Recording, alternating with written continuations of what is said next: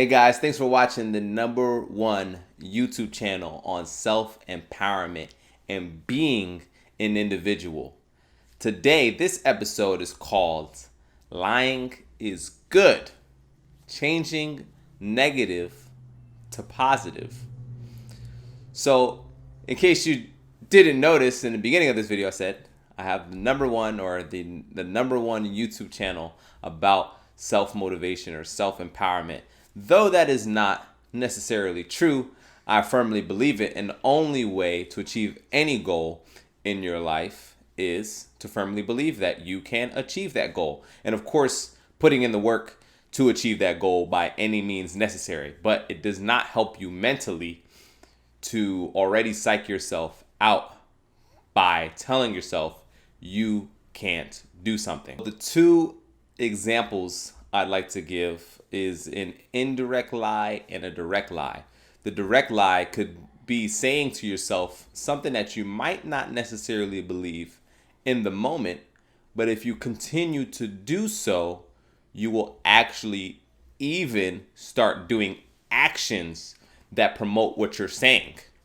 For example, if you wake up every morning and start to say, hey, I'm responsible, I am responsible, and you start believing in it, you will actually start conforming to your idea of what responsible is. Now, obviously, this is not a catch-all. This is not a catch-all. And nothing I say is going to be catch-all. If you do this tomorrow, you're going to be responsible or anything like that. But it will help you at least to start believing in it. It's almost like praying or something of that nature. If you say it so much, you will start believing in your lie, but it will actually start becoming a truth to you, and you will act upon that truth. I hope that makes sense. That is a direct lie. Now, an indirect lie is where you do actions that are in opposition of what your mental state is, which actually in turn helps you as well. So an example of that would be maybe you are down on your luck and you're sad about something that occurred, something that makes you sad, and you say, my room is pretty messy, I'm going to clean it up. Because depressed people also happen to have messy rooms many times, not all of the time, once again, so not to make a catch-all, but you might start cleaning your room or doing things that puts you in a better position or a better emotional position, more happiness.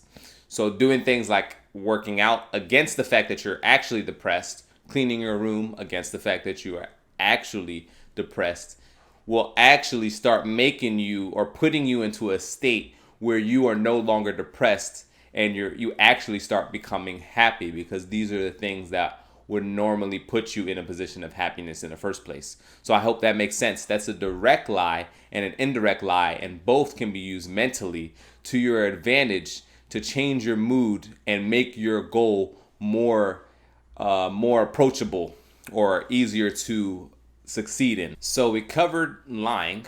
The next attribute that you can turn from negative to positive, and we often talk about this quality as a negative aspect in our society, is arrogance. Arrogance is I think a misunderstood characteristic of individuals, and I think it's often frowned upon to be an arrogant individual. Now, I do think it should be in some way frowned upon when you're doing it always at the expense of another individual. But you can think you are better than people internally rather than expressing it externally. And I think arrogance and self-reliance go pretty hand in hand. And it's important to actually believe in yourself and your ability in order to make any of your dreams accomplishable. Now, this doesn't necessarily mean, again, that you should feel that you own people or run them, or you see them as beneath you, but you should believe that you are at least better mentally or physically than other people to actually be a leader. That is how a leader thinks, that they know They know the right way and they know how to make the best decisions. So if you want to be a leader and not a follower, it is important that you have that characteristic of arrogance or self-reliance, however you want to say it, to make it appease your perspective. This one is one of my favorites. And I tell people this nearly every day. I think nearly every day I actually tell people this a lot. It's not being a yes man or a yes woman. Yes man, yes woman. Stop being the yes person. It hurts people. It really does. Being the individual that always says yes no matter what the situation is, or they feel that they're compelled to say yes, though it's their choice to say yes. So an example of that is maybe I'm asking you for a favor, and it's well out of your means to do the favor. And instead of just saying, hey man, I can't do that, or no, you'd rather say yes and disappoint the individual, and maybe even put yourself in a predicament where you're not trusted by someone else because of your willingness to say yes, or you make the whole situation worse because you said yes just instead of saying no. It's easy to want to be liked. I think many people want to be liked by others, and we are often judging ourselves based on what we think our peers think of us. But it's important to stand on your own as an individual and say no to things that you don't agree with.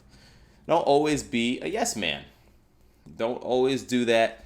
It's not good for business. It's not good for social areas of your life. Ultimately, in the long term, yes, it might help somebody like you. Like, this guy is so cool, man. He just says yes to everything, man. But it puts you to a high standard, and it can put you in a position to disappoint a lot. But if you're going to be a yes man, which I'm not completely saying don't do it, but if you're going to be a yes man, then you have to make sure that you are saying yes and your actions are also showing it as well. So you're committed to every action that you do. I think it's better to be wholeheartedly honest and just say no. No. It makes everything easier on people, and people really see where you're at. And eventually, maybe not everybody, but eventually some people will learn to respect that. At least I know this guy is honest. He's not gonna give me beating around the bush answers. He's not trying to be politically correct with me. He says what he means and means what he says. And I find that goes much further with many people. So bottom line, if you don't believe in yourself, how can you believe in your work? You need to be able to do that. Be honest with yourself that you can achieve anything. If the next man can do it, you can also do it. The only difference between you and the next person is largely the belief in oneself. And then maybe the resources and other things. But it starts somewhere. And that's where I'm telling you it starts. Another attribute that you can change from negative to positive is callousness. Callousness, or a feeling that is often assumed to be non-caring. Now, if you're callous, it actually puts you in a great position. Not necessarily that you have to mentally be callous in here, but your actions have to be that way at times to put you in the best scenario. Perfect example. Say you're in a scenario where you may have to save someone's life. If you react to the situation where you're frantic and you don't know what to do, you're like, what do I do next? I don't know how to do this, and you're losing control of the situation because of your emotion, then you may actually hurt that person's chance to live if it is up to you to save that individual. But if you take a more calm approach, not saying that you have to be uncaring in here, but if you take a more callous approach physically in your actions and calm down and rein your emotions in, you're in a much better scenario to do what needs to be done. So if you needed to say that person, maybe you know CPR now because you calm down, you actually remember.